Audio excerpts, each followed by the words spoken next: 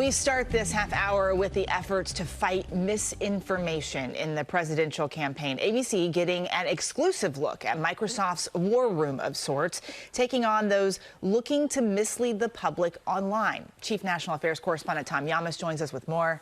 Good morning to you, Tom. Eva, good morning to you. Election security officials say the 7 days before the election are the greatest periods of jeopardy for threats of foreign interference. And with the election now just 2 days away, the stakes could not be higher for those fighting relentless foreign interference. This morning, we're getting an exclusive look inside Microsoft's election security war room, where analysts are monitoring potential threats from around the globe to our upcoming election. In the last couple of months, we've seen actors from Russia, from Iran, and from China all increase their activity targeting different people associated with the election and the election process. The majority of cyber attacks coming from Russia.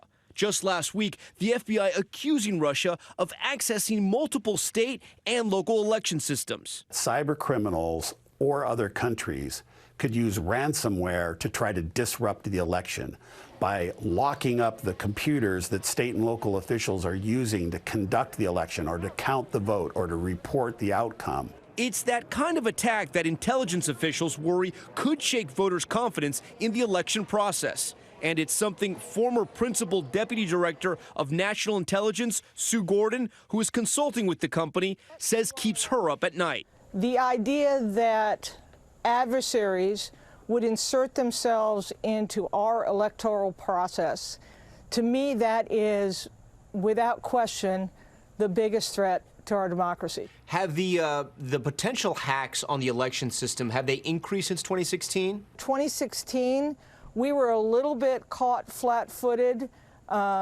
We caught the action relatively late. I think the good news is that even though there are probably more players going against us, and folks like the Russians and the Chinese haven't abated, we are in a much better position to detect it.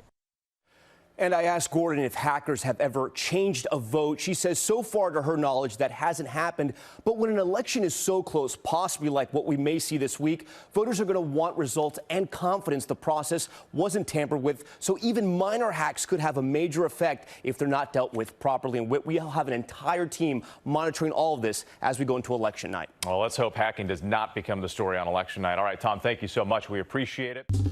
Well, hey there, GMA fans. Robin Roberts here. Thanks for checking out our YouTube channel. Lots of great stuff here. So go on, click the subscribe button right over here to get more of awesome videos and content from GMA every day, anytime. We thank you for watching, and we'll see you in the morning on GMA.